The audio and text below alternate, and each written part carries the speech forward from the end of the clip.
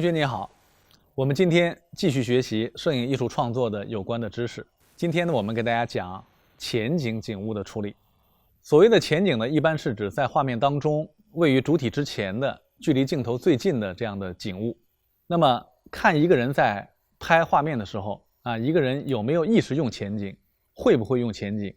在一定程度上可以体现一个人有没有学过摄影。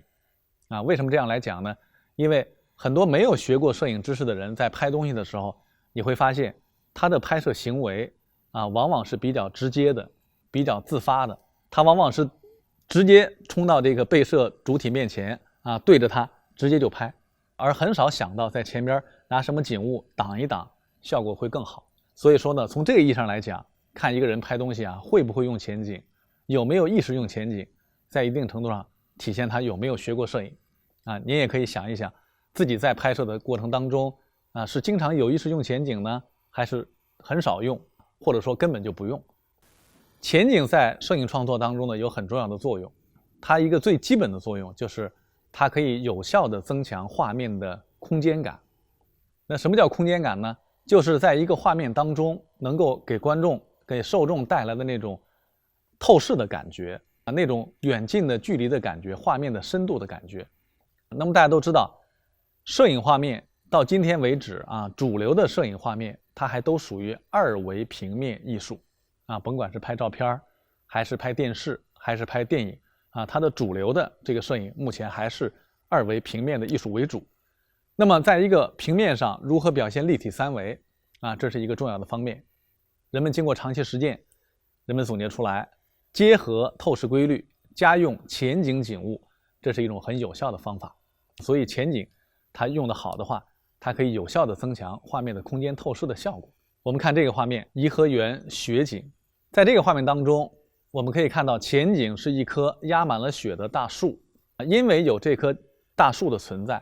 我们在看这个画面的时候，我们会发现透视规律的各个方面都被很好地体现出来了。物体影像近大远小，近深远浅，近浓远淡，近清晰远模糊，都被体现出来。那么在一个画面当中，只要这些透视规律的这些视觉现象被很好的体现出来，那么我们就容易觉得这个画面是有这种空间感的，它的空间感的表现就是比较好的。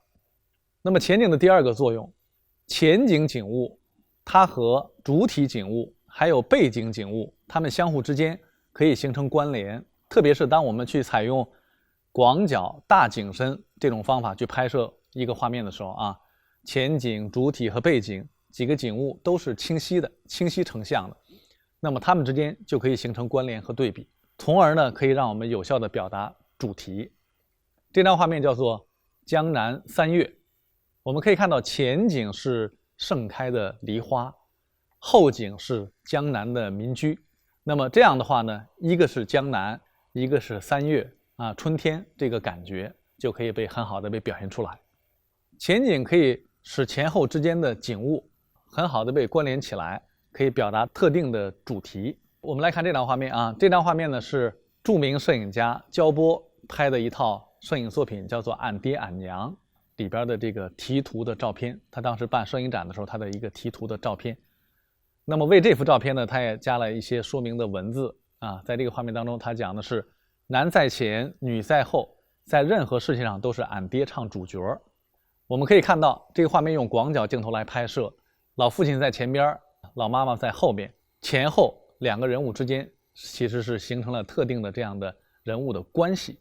可以看到在他们家还是有一点点传统的中国家庭的那种特点，男尊女卑的，男的当家做主的这样的一种感觉。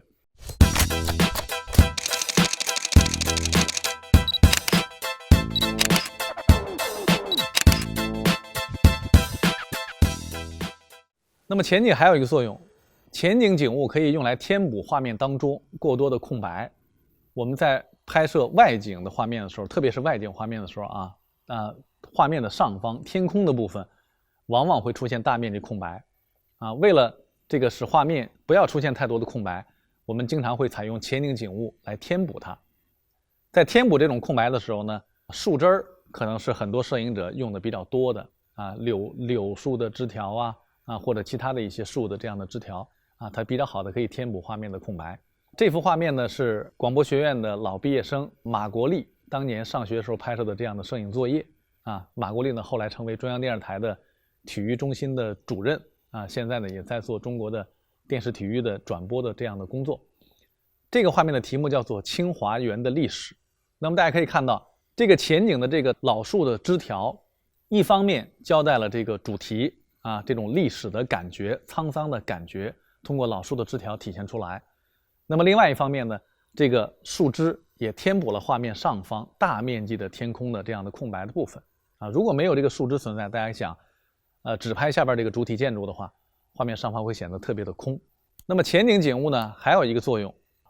它可以遮挡后景当中一些杂乱的、多余的这样的一些景物。就像这幅画面，也是我拍的啊。有一个周末到北京郊区啊去度周末的时候，在一个小型度假村啊，有那么一条的小河，小河旁边有这样的小石桌。那么背后的台阶上其实是有房子、这个游人存在的啊。我们现在呢，在这个画面当中，大家可以看到，我们用前景的树枝把后面当中的这个建筑物，还有一些旅游的人，基本上都给遮挡掉，使得画面显得比较的简洁一些。当然呢，这个画面里边还有美中不足的地方啊，我们可以看到画左的那两个树枝的后面，河的对岸，其实呢是有一只不锈钢的垃圾桶。如果这个垃圾桶能够被前景挡掉的话画面可能会更好一些。那么前景景物还可以交代主观视点，拍摄主观镜头，特别是在影视摄影当中，我们大家都知道，影视摄影可以分为客观镜头、主观镜头、主客观结合镜头啊。那么主观镜头往往会带有前景景物啊，因为这个前景可以交代主观它的看视的那个位置。那么就像这幅画面，前景就是这个车窗，我们可以感觉到这个看视者其实是处在驾驶员后边的那个座位上，在向外看。上个世纪来中国而且大家可以看到有非常强烈的这样的时代的视觉信息在画面当中，全世界无产者联合起来短短几十年过去，我们今天再回首看以前的这样的照片确实觉得中国发生了翻天覆地的变化，跟以前有了重大的不同。这幅画面我们在看的时候，让我们每一个观众似乎自己就处在这个看视者的这样的位置上就仿佛我们是坐在这个车里边，我们来体验它的这种视觉的效果这是前景的一个交代主观视点的这样一个作用。好，我们来总结一下，今天主要讲的是前景景物。那么第一个作用呢，前景可以用来加强画面的空间感。第二点呢，前景可以和主体和背景形成关联和对比，表达主题。第三一点，前景呢可以用来填补画面当中过多的空白第四一点呢前景还可以遮挡后景当中多余的杂乱的景物。第五一点，前景可以交代主观视点，拍摄主观镜头。好，今天我们的课程就到这里。